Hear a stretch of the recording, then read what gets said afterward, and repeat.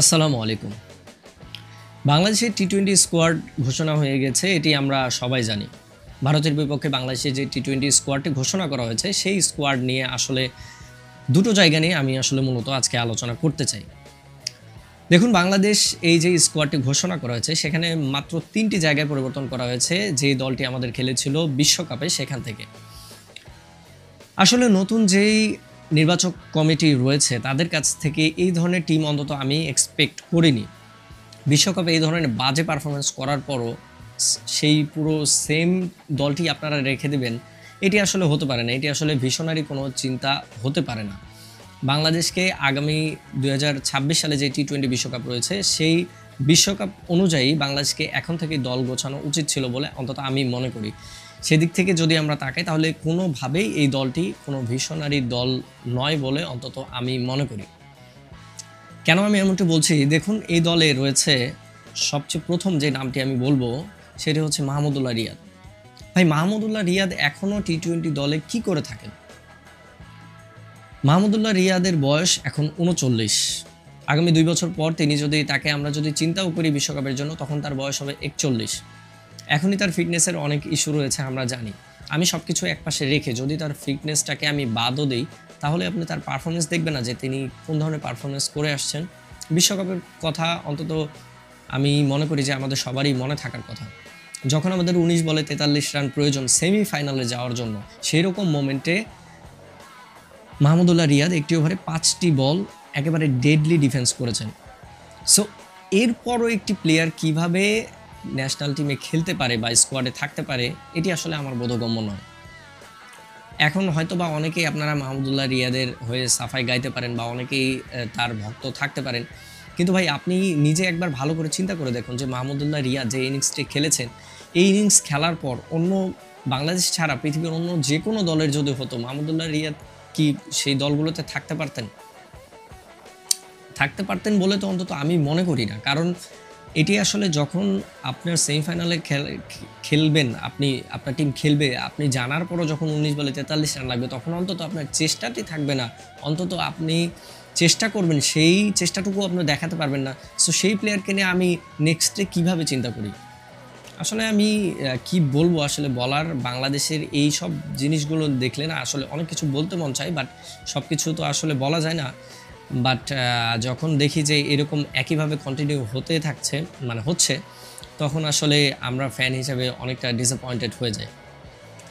আর এছাড়া যদি আমি ওই একটি ম্যাচের কথা যদি বাদ দিই, তাহলে কি মাহমুদুল্লাহ রিয়াদের পুরো টুর্নামেন্ট খুবই ভালো গিয়েছে? ভাই, পুরো টুর্নামেন্টে তিনি তো 61 রানও করতে পারেননি, তার স্ট্রাইক রেট 100-র কম। সো সেই প্লেয়ারকে এরকম একটি বাজে বিশ্বকাপ পার করার পরও আমরা আবারও তাকে কন্টিনিউ করছি, আসলেই অবিশ্বাস্য। এছাড়া আরেকজন যে প্লেয়ারকে নিয়ে আমি বলবো, তিনি হচ্ছেন তানজিদ তামিম।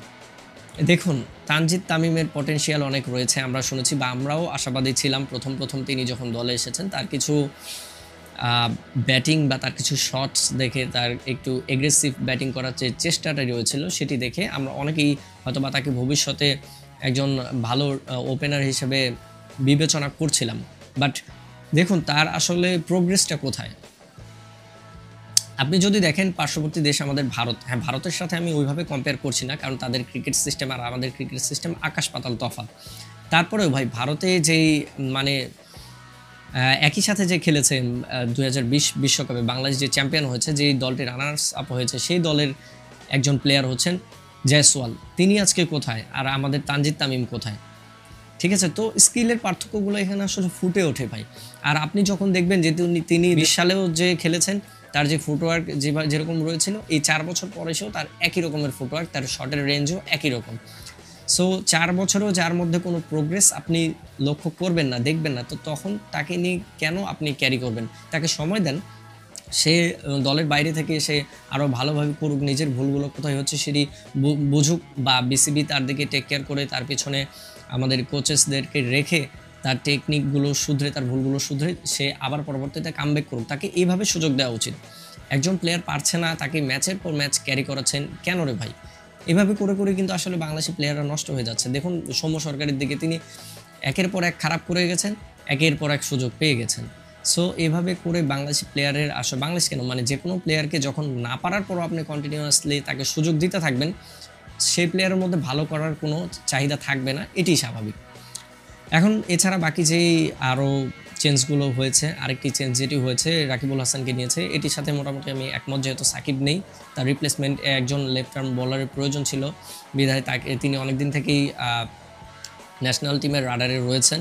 সো তাকে একটি সুযোগ দেওয়া হয়েছে, এটির সাথে আমি একমত, এটি আমি অ্যাপ্রিসিয়েট করি। বাট আমি আরও মনে করি যে এখানে আরও 2-1জনকে রিপ্লেস করা যেত। অন্তত আমি ওপেনার একজনের কথা বলবো, আপনারা সবাই জানেন জিসান আলমের কথা বলবো। আমি অন্তত মনে করি তাকে এখানে সুযোগ দেওয়া উচিত ছিল।